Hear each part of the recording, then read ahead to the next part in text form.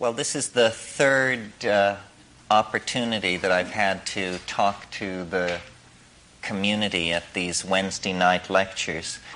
Well, I figure we have about 25 years before this information will be completely assimilated into the encroaching consumer society, the leveling of values that seems now to be an inevitable part of the globalizing of society.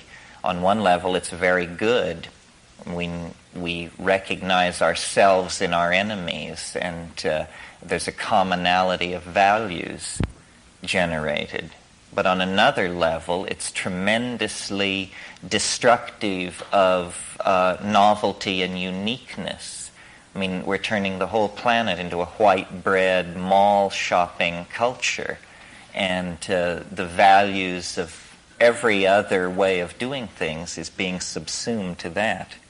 I talked a lot in these Wednesday night lectures and with the section about the importance of partnership societies in the human past, and how the nostalgia for these kinds of social arrangements have driven us throughout our experience of history. Well, it is nevertheless true that even today in the Amazon and perhaps in a few other relict environments, partnership societies exist.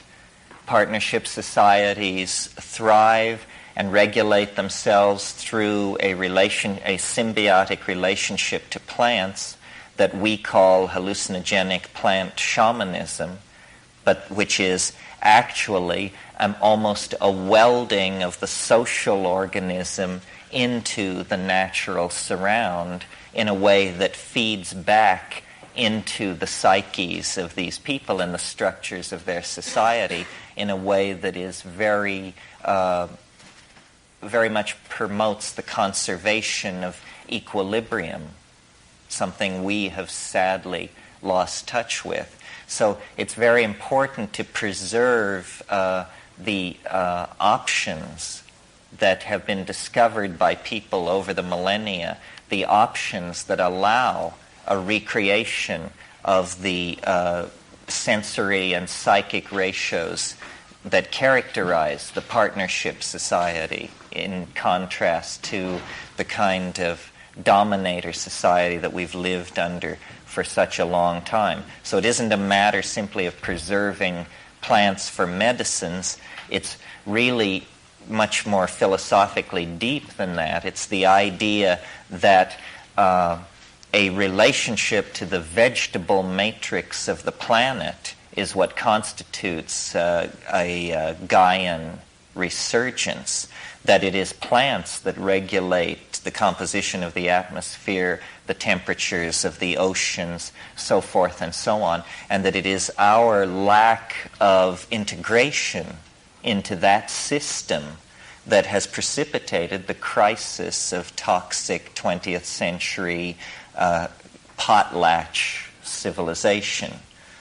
By potlatch was a custom of the Northwest Coast Indians where they would, to show their wealth, destroy huge amounts of material so that houses would be burned, feathered blankets burned, totem poles burned in the potlatch in an orgy of destruction which proves your wealth.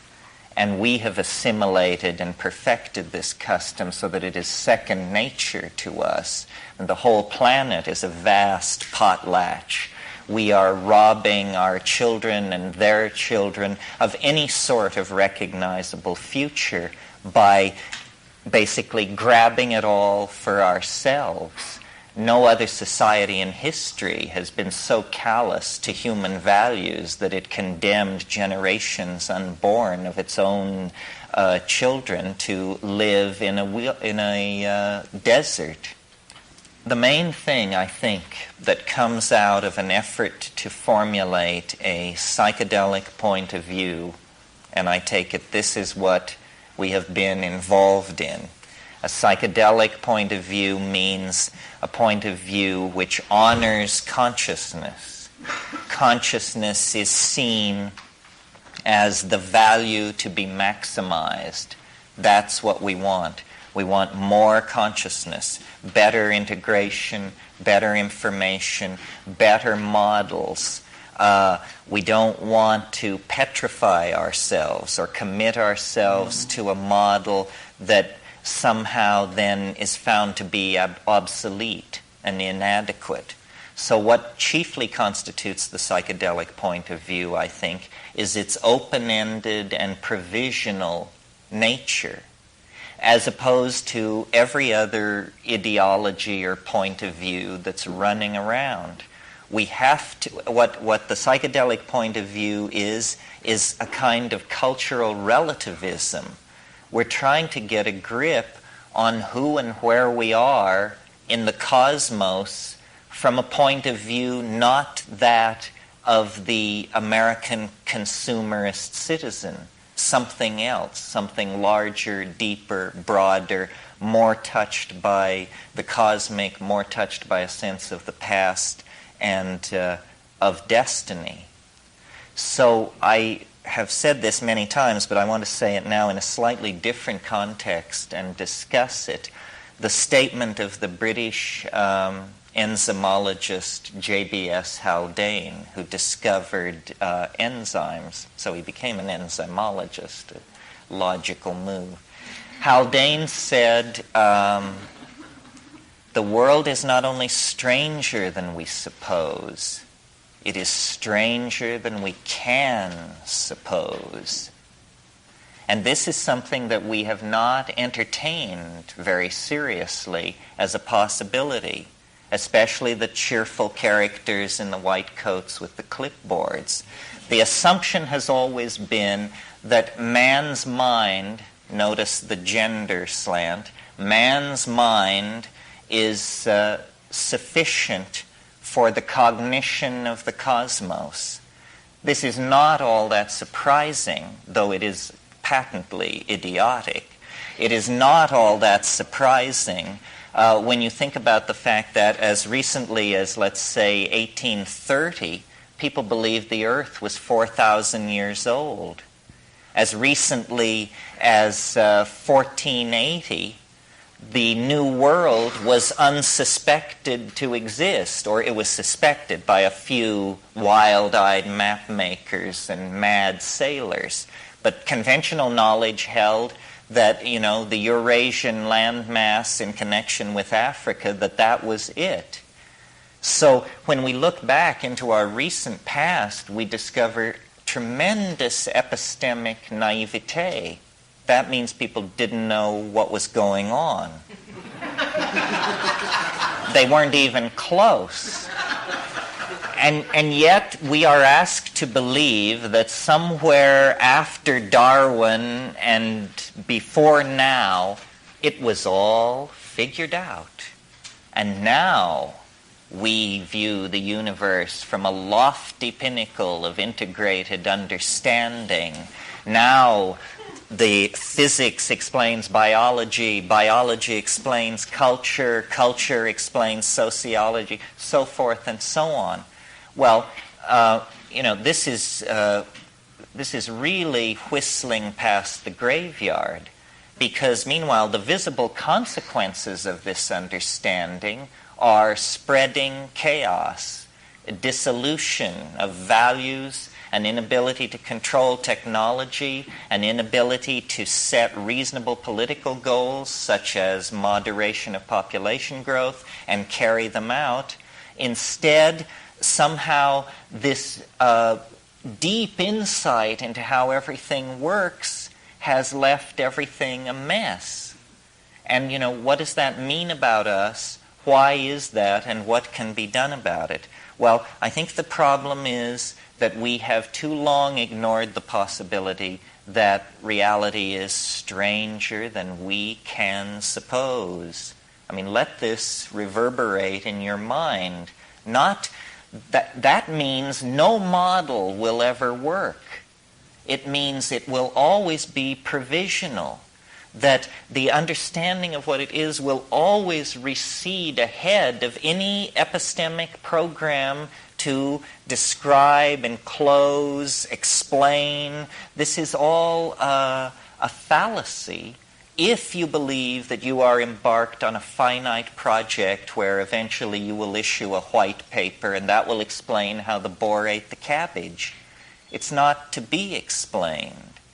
And we have, I think because of unique characteristics of the male ego, chosen to operate with the assumption that we can understand, that the human mind can in fact grok larger and larger levels of embeddedness and make sense of them.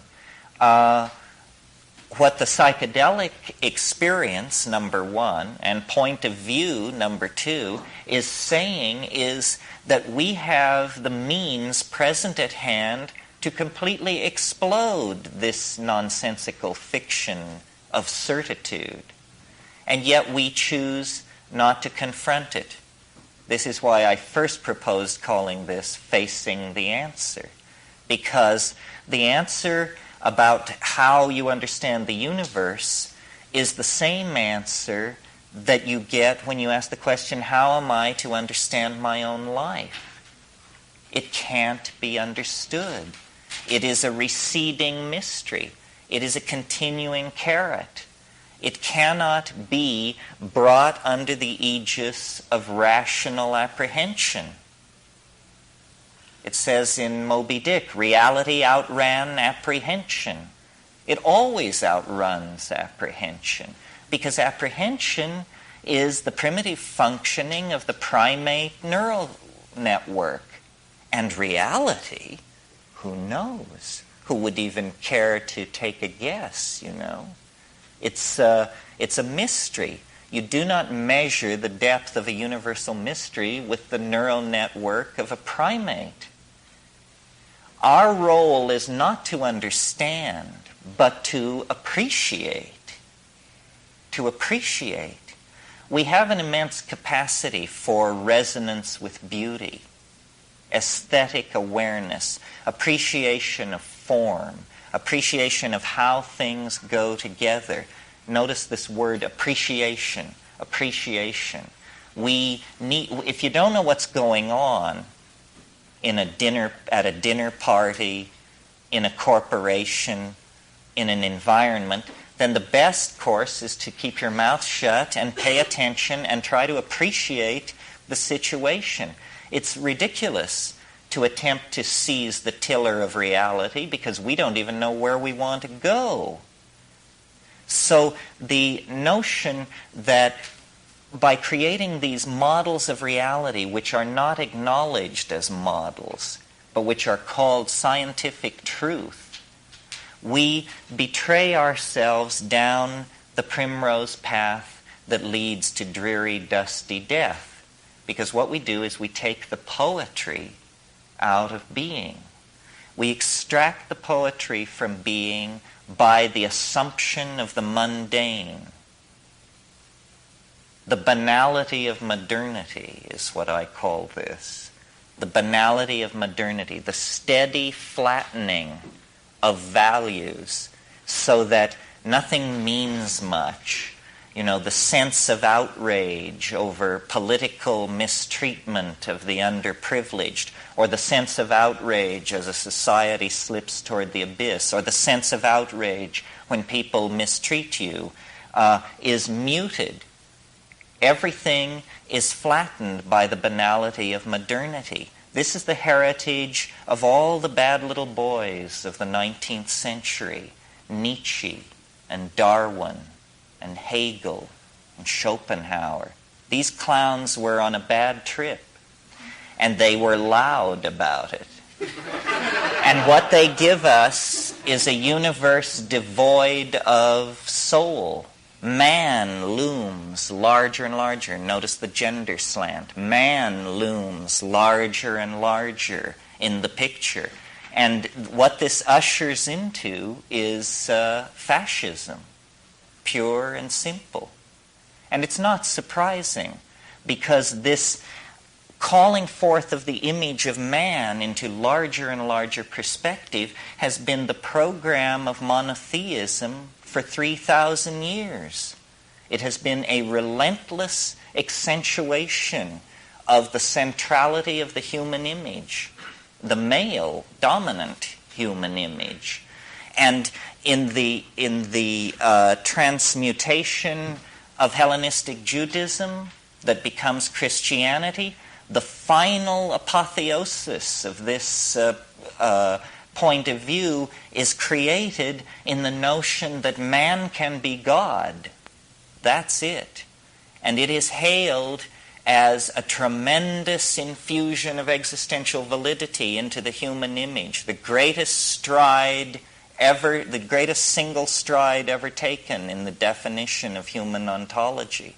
Well, I would like to suggest to you it was the greatest backward step ever taken, because what it did was it shoved nature further and further into the background. Nature is something from which we torment her secrets. This is Francis Bacon. We torture nature to obtain her secrets. The world is created for man. It is for man to remake in his image all this gender stuff. And it is then no wonder that building on that foundation, 19th century rationalism, which thought it was putting these things behind it, it conceived itself as anti-clerical, as anti-monotheism and Christianity in some sense, and yet what it really did was it just stripped away the Baroque trappings. Hans Jonas was very acute in pointing out that 3rd century Hellenistic Gnosticism and Heideggerian philosophy are essentially the same thing. It's just that in the Gnostic recension, you get all these sexy, you get demons and angels and levels and the emanation from the pleroma and the clash of the archons. Opera. In the Heideggerian recension, they've just gotten down to the nitty-gritty. But the message is the same. Man is thrown into the unknown. Man is in the abyss, lost. All meaning must come from within. All order must come from an inner vision. We are abandoned. This is Heideggerian language. We are abandoned. Well, this is permission then for pathology, because it is a point of view purchased at the cost of ignoring the facts of the matter. And that is, in my definition, a delusion. A point of view purchased at the expense of the facts of the matter. Whitehead said there are stubborn facts. You can reduce and reduce all you want, but there are certain stubborn facts. Well, one of them is the primacy of nature. A stubborn fact which was ignored by this tradition. Once nature is taken as the ground of being, then the permission to inflate the image of the ego is denied. And I think that this is happening globally, very slowly, under pressure, under duress, because our backs are to the wall. We are seeing a planetary crisis unfold before our eyes. And, blame has not yet come into the rhetoric, but eventually it's going to be understood who's to blame. And it isn't the tribesmen of New Guinea or the Indians of Siberia. It is Western, male, scientific, technological hubris that has claimed center stage like a noisy drunk and then just proceeded to hold us all prisoner while it acted out a process that is rooted in its own traumatic birth, in the sundering of the symbiotic relationship to the vegetable matrix that characterized prehistory. Well, so what I'm offering as a counterpoise to that is this notion of provisional models. Nature is not mute. This is what Sartre said. Nature is mute. He was another one of these people who pushed this existential line in one form or another. Nature is not mute. Nature is full of affection and intentionality toward humankind. But intuition must be given prominence in the rearrangement of our relationship with the world.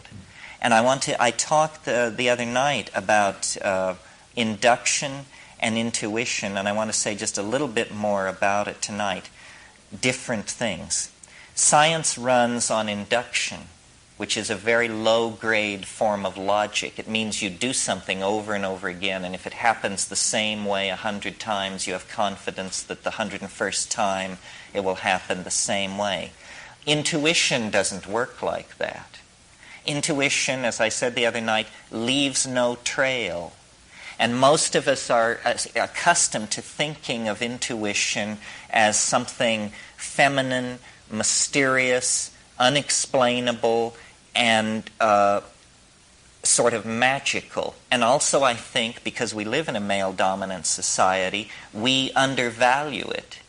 If someone claims intuition, our position is probably one of prove it, doubt in the face of the assertion, you see. But there's an interesting thing about intuition that I don't think many people understand or have bothered to look at, which is, did you know, I'll bet you did know, mathematics is based on intuition. Now, half of mathematics would rise with a screech of horror at this statement, but the other half of mathematics calls itself intuitional mathematics. Okay, well now what's going on here?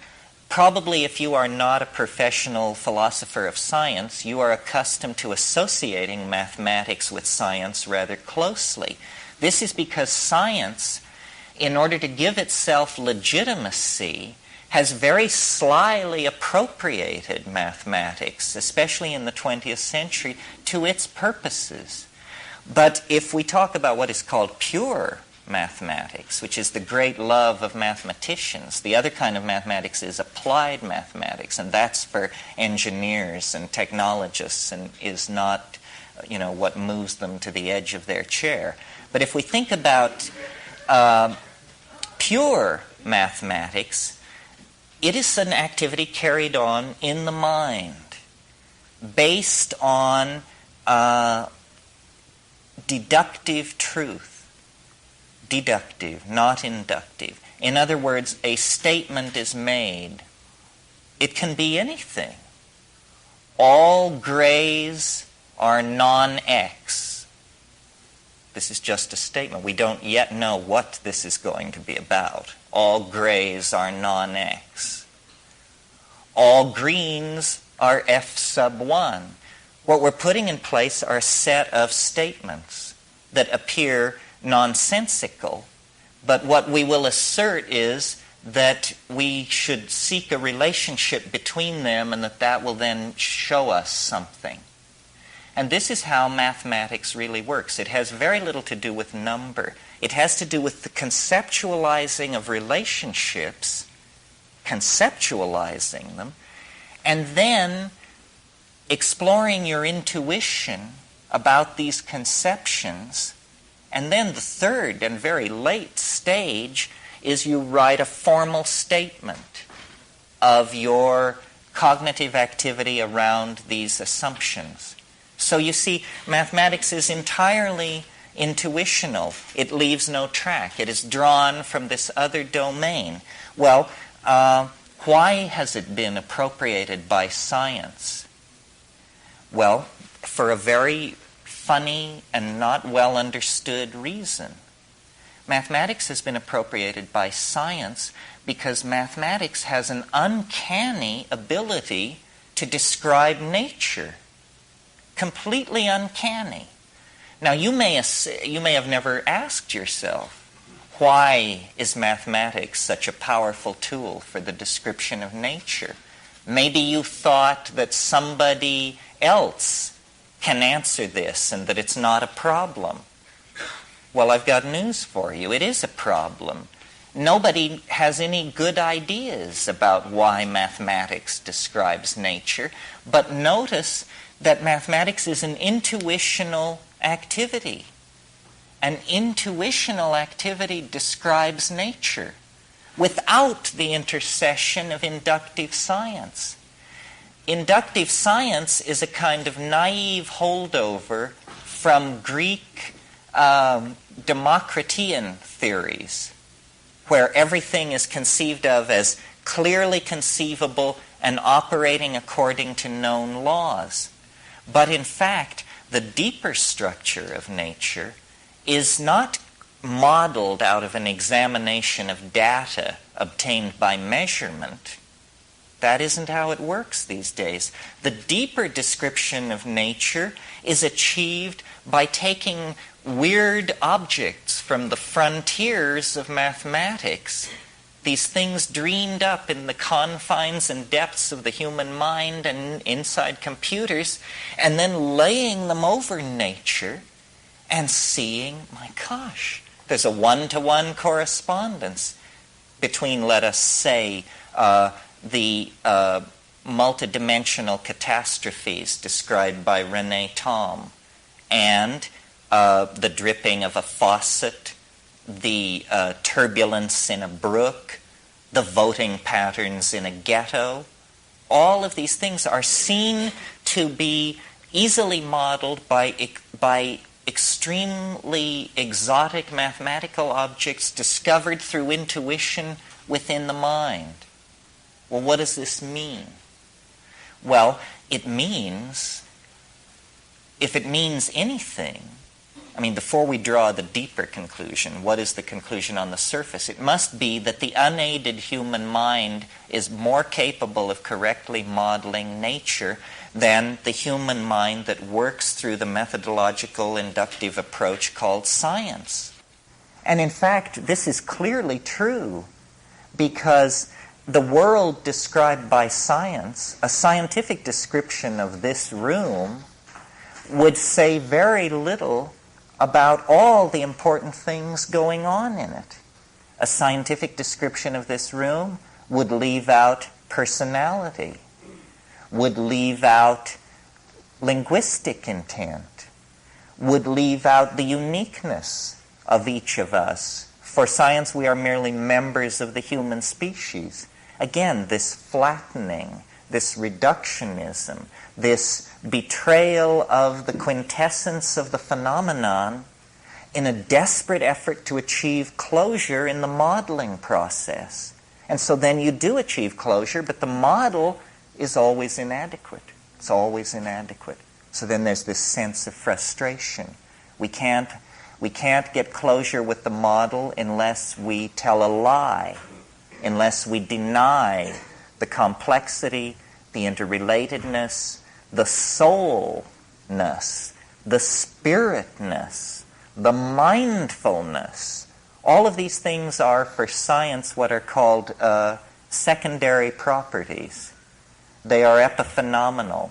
They are only an aspect of your point of view, like an iridescence on a butterfly's wing or something like that. In fact, that is the classic reductionist definition of consciousness. It is an iridescence that appears on the surface of neural processing that we mistake for true being. And yet somehow we are embedded within this iridescence, and it is from within this iridescence that we launch the descriptive models that then deny our existential validity. Well, so this has been an onanistic exercise, is one way of putting it, and there must be others. Okay, so then what is the path of intuition in relationship to nature that is different from the path of science? In a way, it's only a shift of emphasis. William Blake said, attend the minute particulars. Attend the minute particulars. This is very good advice for science, and it is very good advice for mathematics. And what I'm suggesting here tonight is that we have misconstrued mathematics and have bought the notion that it is a part of science, when actually it stands ready to empower intuition and to sweep science, if not away, at least into a more proper role, more befitting its extremely limited application to the higher orders of reality that we really care about. I mean, science is really, it's the plumbing level of reality. It doesn't catch, the integrated nature of language, the evolution of fairy tale, the dynamics of love affairs, the quintessence of genius. These are the things that as human beings structure and constellate and guide and inform our world. And science has nothing to say about these things. Mathematics, on the other hand, is like the bedrock celebration of these things. It empowers intuition. It discovers intuition to be the most powerful epistemic tool that we have. More powerful than induction, more powerful than deduction. Intuition is the unifying of experience into a gestalt image of the world, a coming together within the organism of a correct imaging of the world. Now, what do I mean by correct imaging? All I mean is a provisional image that carries you to the next moment. This is all we can hope for at this stage. We are much more suited for dancing than for whatever it is that we have been doing. Whatever it wasn't dancing. We are a part of nature. We are a part of light. We are a part of the energy field of the planet. We are not its keeper in the sense that it is not given unto us to understand it. That was all a horrible misunderstanding. The idea that we should understand reality and then somehow make something of it. Alfred North Whitehead said that understanding is the apperception of pattern as such. As such. That's all. So here we have a room full of people. Well, it's a pattern. It's many patterns. It's the pattern of how men and women are mixed together statistically as we scan from left to right. If I see a pattern there, I know something about the crowd. I understand something about the crowd. The pattern tells me something, and I call that understanding. But we could analyze the crowd from the point of view of the distribution of young people and old people, or people in colors in the red-blue spectrum as according to the yellow-white spectrum. Each one of these things is a way of analyzing the pattern in the room. And each one of these patterns tells the perceiver more about what is going on in the room. Because the room is not a distribution of young people and old people, a distribution of men and women, or a distribution of garment colors. The room is a mystery, a recessional mystery that presents itself as a series of interlocking patterns of infinite depth. And so, in building collective epistemologies, this is what we must ask of these epistemologies, that they give us the experience of understanding. And the experience of understanding is largely intuitional. How much of an experience of understanding do you have when you examine what modern physics is saying about the origin of the universe? I submit not much, because it is so clearly the product of abstraction, the product of the phonetic alphabet, the male ego. They've set all the interesting stuff back in the first 3 minutes. Who can go and look? It's all stacked against empowering the perceiver.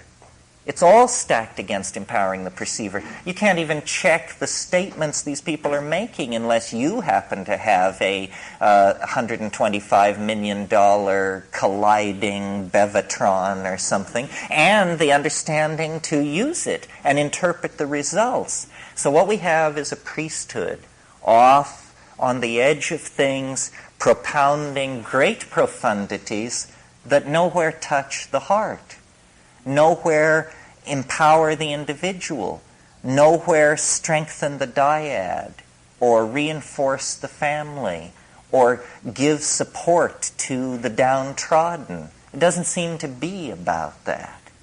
In other words, the explanation of the world is not a human explanation. A human explanation must come from intuition. It must come from poetry. It must come ultimately from experience. And by experience, I don't mean the experimental method of science, which is that things are pulled apart, taken down to their lowest common denominator, and then described. I mean, if you do, that's like believing that you understand Los Angeles if you have the telephone directory. You know? I mean, this is the level of genetics today. What they say they understand life, and they have the telephone directory, and they're talking about Los Angeles because they can look up, you know, where the genes are, the coding for the proteins. You know, does this tell us anything about a broken heart or a Messiah or a Hitler? I don't think so. So what we are trying to do is return the focus of attention to individual experience. We have been slave too long to ideology transmitted hierarchically and based on a tremendously alienating instrumentality.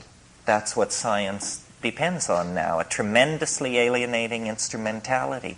What we need to do is empower experience. Well, this is where the psychedelics come in, because citizens don't take psychedelics because it's illegal. Neither do marionettes. Neither do robots. None of these well-behaved and mechanistic reductionist images of humanity take psychedelics because it's misbehaving. Misbehaving is a great sin. In fact, it's enshrined as the first sin. You'll regard that the psychedelic issue was there in Eden, and somebody misbehaved, and then they got tossed out forever and their children's children into the chaos of history. It's interesting to read in Genesis why this was. It was because they will become as we are, says Yahweh.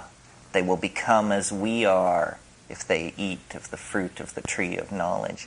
I suggest to you that this is precisely what we should seek to do, and that this we is the voice of hierarchy, the voice of paternalism, the voice of the male ego finally right up into the storm god, the volcano god who lies back there in the origins of monotheism. We empower our experience by insisting on our authenticity. It's a wonderful thing to learn to be able to stand up and yell bullshit. I did it when I was about 18 years old, and it was the meme of the hour, and it blew their minds. It did blow their minds. It was uncivil. It was uncivil. It lacked polity. It was rude and crude and correct. Correct. Because so much is being slung, and nobody is talking about the primacy of experience and the dignity of the individual. The dignity of the individual. We went a long way with this in America before we betrayed it. And it wasn't only betrayed by the clowns in Washington. It's also betrayed by anybody who clusters themselves around the feet of some self-proclaimed nabob. Because the fact of the matter is, nobody knows what's going on. Nobody knows. Nobody has the faintest idea. The best guesses are lies. You may be sure of it. And so to pretend that one human being will lead another out of the dark night of ignorance and into the shining light of truth is ludicrous, absolutely grotesque, a product of this empowering of the human image that has gone on through several thousand years of dominator culture. If you want a teacher, try a waterfall or a mushroom or a mountain wilderness or a storm-pounded seashore. This is where the action is. It's not back in the hive. It's not in the anthill. It's not knocking your head against the floor in front of somebody who claims that because of their lineage and whose feet they washed and whose feet they washed, that you should give credence to them. Knowledge is provisional, and we are yet to approach even the first moment of civilized understanding. The way it is to be done is by trusting yourself, trusting your intuition. Reject authority. Authority is a lie and an abomination. Authority will lead you into ruin. It's not real. And it isn't, don't get the idea that it's this liberal rap about how everybody has a piece of the action. You know, the Jews know something, the Buddhists know something, the Huichol know something. Nonsense. Rubbish. Nobody knows anything. These are different kinds of shell games that have been worked out by priestly castes of people to keep things under control. Institutions seek to maximize control, control, control. That's what they're into. Did you think they were in the business of enlightening you? Saving your soul? Forget it. Control is what this is all about. And to the degree that we commit ourselves to ideology, we are poisoned.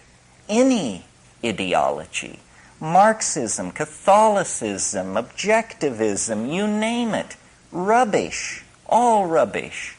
What is real is experience. What is real is this moment. And so then what it becomes about is, what are the frontiers of experience? How much of that has been taken away from us by these dominators, by these priesthoods, by these cults, by these philosophical shell games? Well, a lot.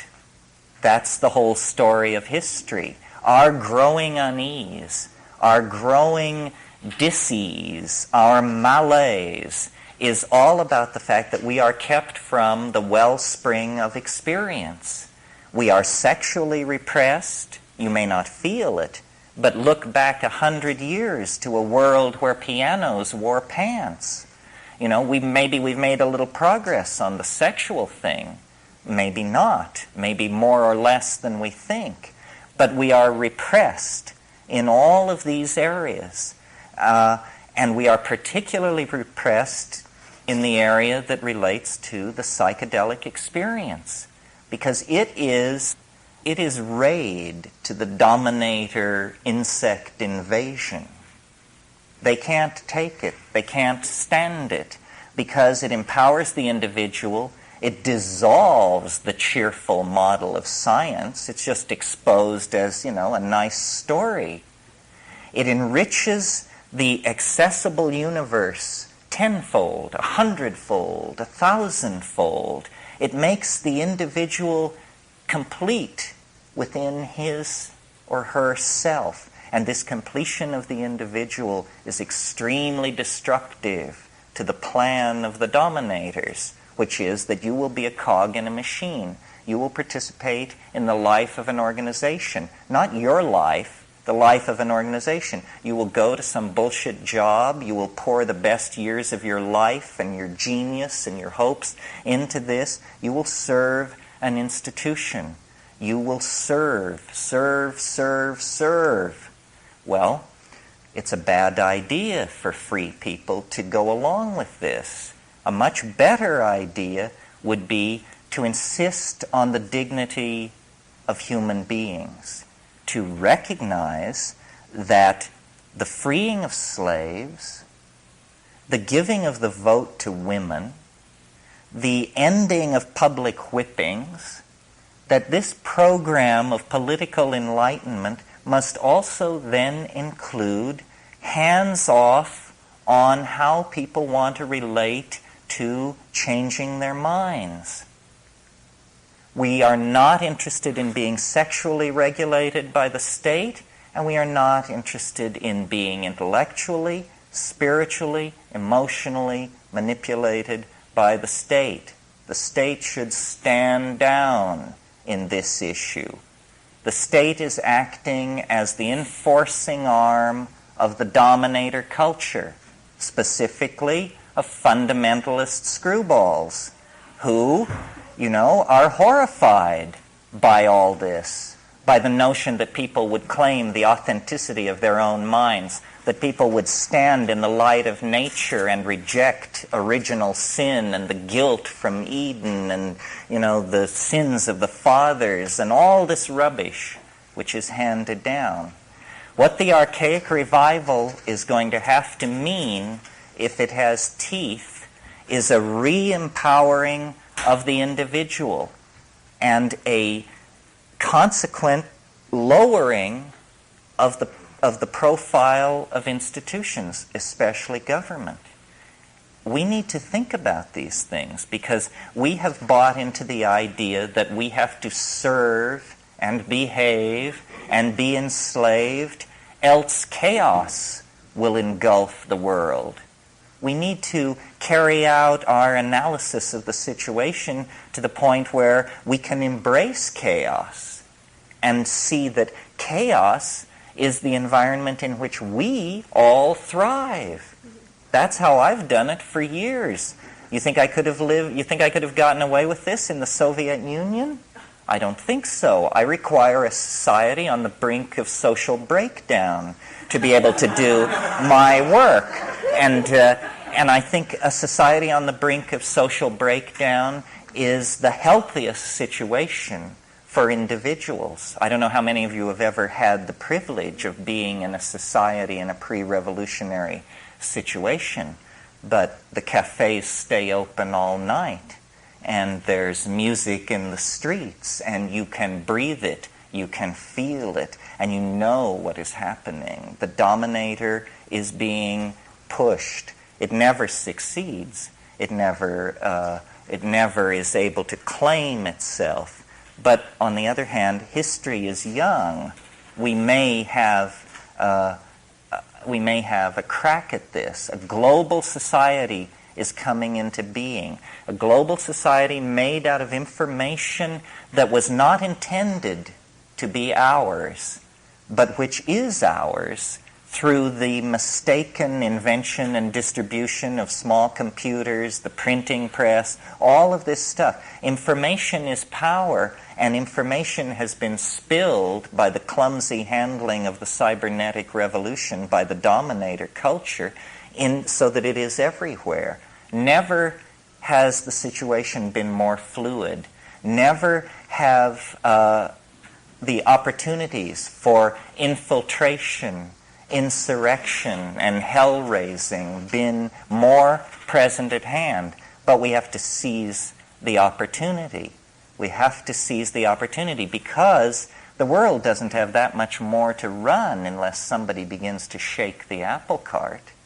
If we don't begin to shake the apple cart, then the apple cart is just going to sail over the cliff and be lost. So the psychedelics are very hot in this because they dissolve boundaries. They dissolve assumptions. And our task, our being the everyone who seeks self-empowerment through experience, our task is to dissolve the assumptions of the dominator culture and make it impossible for it to work. This, I think, is already happening. We have nature on our side. you see. Nature is beginning to kick up. And, it may alarm you that they're cutting down the Amazon rainforest, but imagine if you were the clown who owns it, how alarmed he is. He sees it as an investment. He thinks he owns it. And when he sees that it's being destroyed, he's extremely alarmed. The fact that nature is itself being seen as a limited resource is a tremendous tilt to our side, because the provisional model, psychedelic, open-ended partnership way of doing being destroyed, he's extremely alarmed. The fact that nature is itself being seen as a limited resource is a tremendous tilt to our side, because the provisional model, psychedelic, open-ended partnership way of doing things is the only style that can perhaps seize the controls of this sinking submarine and get it back to the surface so that we can figure out what should be done. If we continue as we have, then, we're doomed. And the judgment of some higher power on that will be, they didn't even struggle. They went to the boxcars with their suitcases and they didn't even struggle. This is too nightmarish to contemplate. We're talking about the fate of a whole planet. Why are people so polite? Why are they so patient? Why are they so forgiving of gangsterism and betrayal? It's very difficult to understand. I believe it's because the dominator culture is increasingly more and more sophisticated in its perfection of subliminal mechanisms of control. And I don't mean anything grandiose and paranoid. I just mean that through press releases and sound bites and the enforced idiocy of television, the drama of a dying world has been turned into a soap opera for most people. And they don't understand that it's their story and that they will eat it in the final act if somewhere between here and the final act they don't stand up on their hind legs and howl. So this whole effort to bring the psychedelic experience back into prominence is an effort to empower individuals and to get them to see that we are bled of our authenticity by vampirish institutions that will never of their own accord leave us alone. There must be a moment when the machinery and the working of the machinery becomes so odious that people are willing to stride forward and throw sand on the track and force a reevaluation of the situation. And it's not done through organizing. It's not done through vanguard parties or cadres of intellectual elites. It's done through just walking away from all of that. Claiming your identity, claiming your vision, your being, your intuition, and then acting from that without regret, cleanly, without regret.